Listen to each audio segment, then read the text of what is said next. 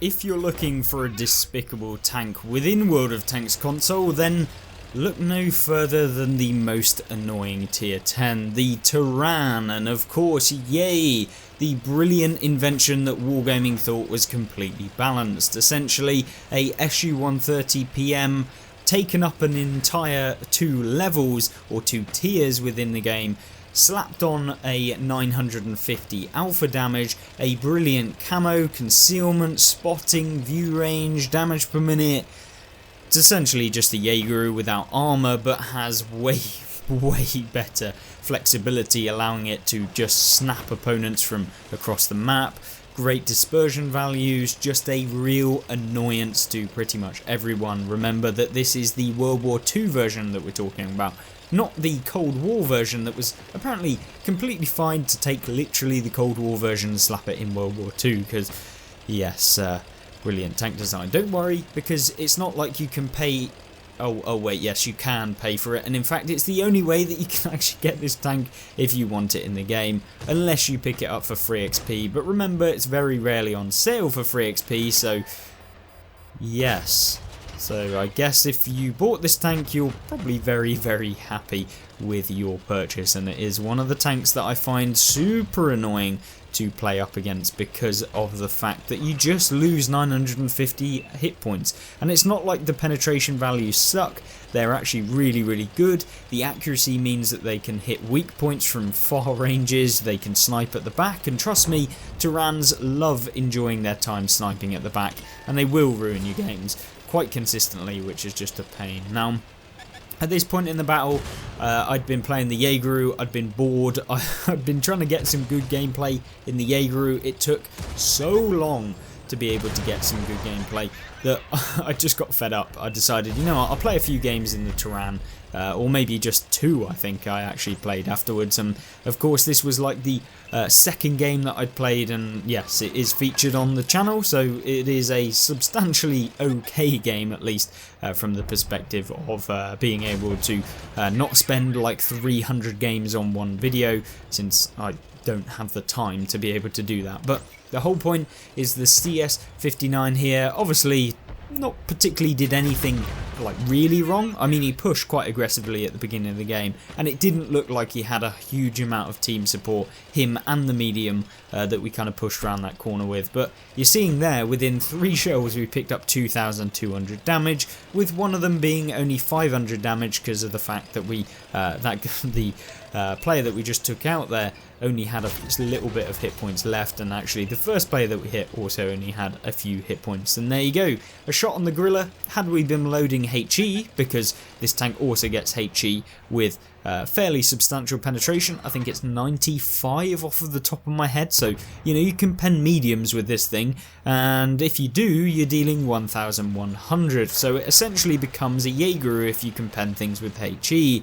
and that means that, yeah, it's not nice for the enemy team. And you'll actually note that when we do fire next, you'll see the reload of this tank being very low as well, and also the fact that the spotting is quite nice too, because in this game we'll start to get some spotting damage that hopefully will showcase just how annoying this is as well. As I'm sure many of you have come up against the Turan and you've known about it, you've seen it kind of first hand on the receiving side, and if you were lucky enough to actually, well, I say lucky enough, if you were brave enough to spend the money on a new tank that Wargaming introduced, I'm sure that you thought that you won the lottery when you actually picked this thing up. So already picked up 3,300 damage in a very easy engagement. There was no real like worries so far. Now I'm a little bit skeptical to just YOLO in against the C100, because if I expose myself too much, there's often campers that are on the opposite side to us on the hill, and actually one of them gets spotted, which is the Gorilla, and there you go, super well aimed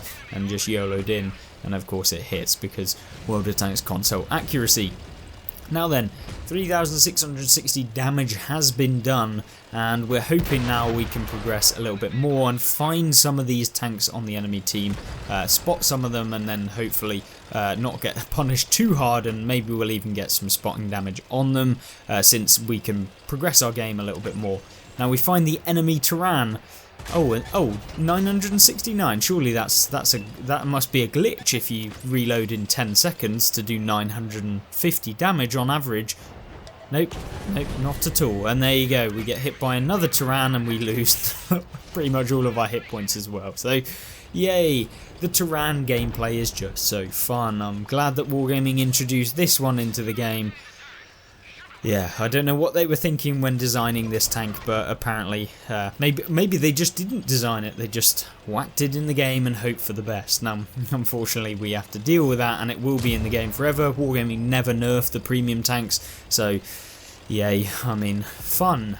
At least I can take advantage of it since it's on the account. Now, I won't be taking advantage of it all too much since I'm not particularly a fan of the tank. I find it a little bit boring to play since it's just blatantly overpowered and therefore a little bit boring to play. But you can see here, just trying to find the last shot on the 100, and of course we pen the frontal turret armor with the heat rounds that we do have on this vehicle. Didn't fire a ton of them because they're not needed, because the penetration on the standard rounds is fantastic. And there you go, 6,442 damage in one of the easiest games I think I've ever dealt 6,000 damage in World of Tanks at tier 10. Really nice one. 1600 base experience with 1400 assistance just under. So yeah, a good one. And of course we made 174,000 silver. Let's jump into the next one to see if it was just a one-off. Our favourite map when you play in a high alpha tank destroyer, Prokhorovka. Now Prokhorovka, very good if you know how to remain undetected.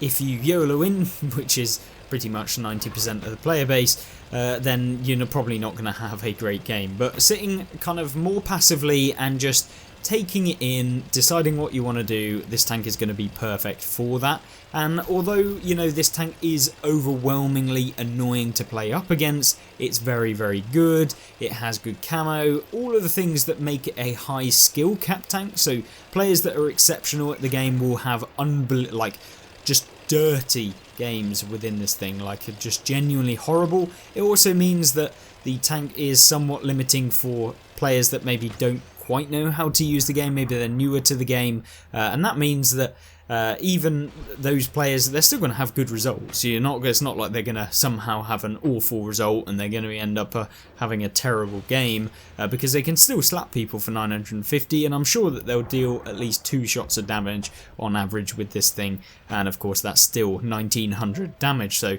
more hit points than you're going to have. So it's super easy to be able to get a fire for effect with this, which is essentially dealing the same amount of damage as the hit points of your vehicle, so you've kind of traded the hit points with the enemy team.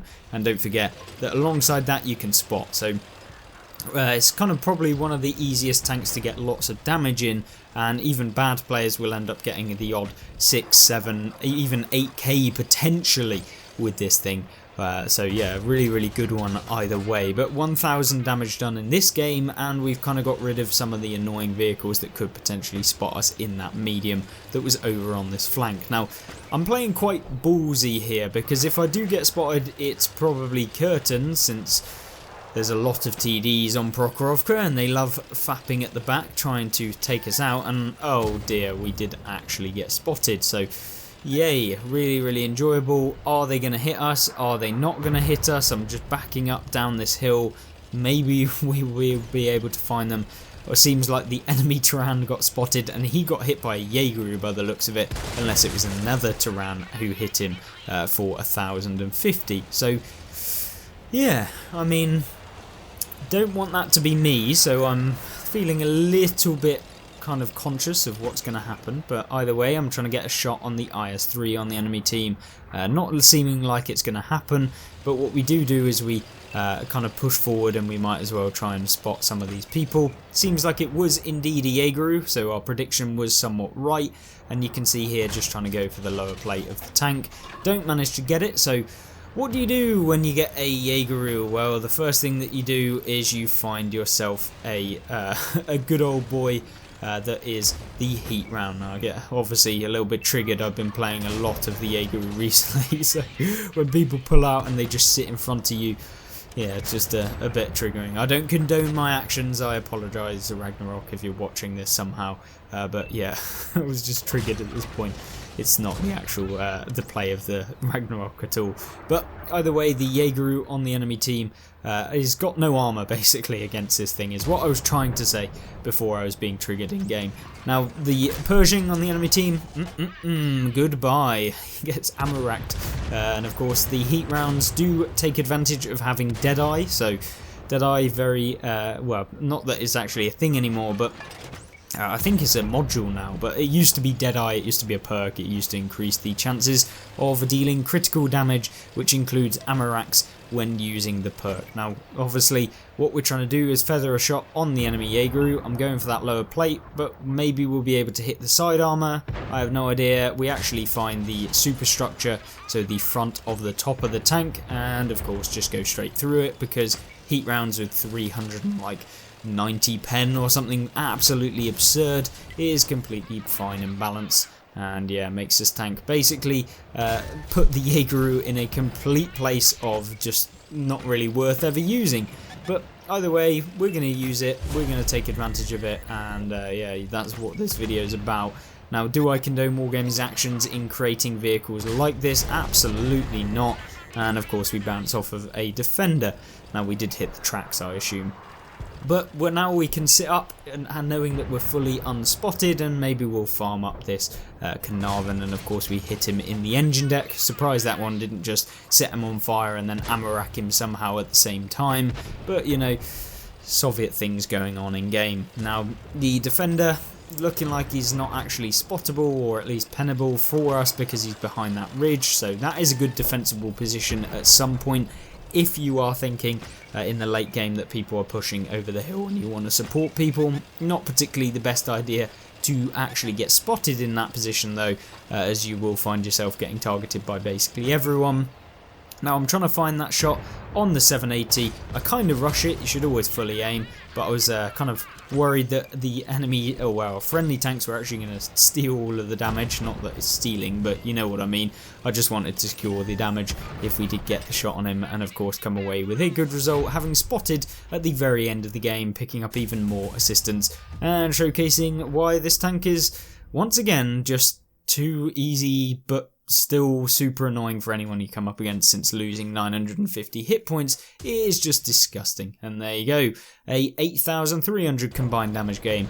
Yeah, just a tank I despise and hate the fact that it's even in the game. But there you go, hopefully you guys leave your own comments as to the Turan in the comment section down below, and I hope you join me back on the next video. Don't forget to like and subscribe if you're not already, as we're kind of going our way towards 15,000 subs. Thank you very, very much for your support, and I hope you will support me by watching the next video.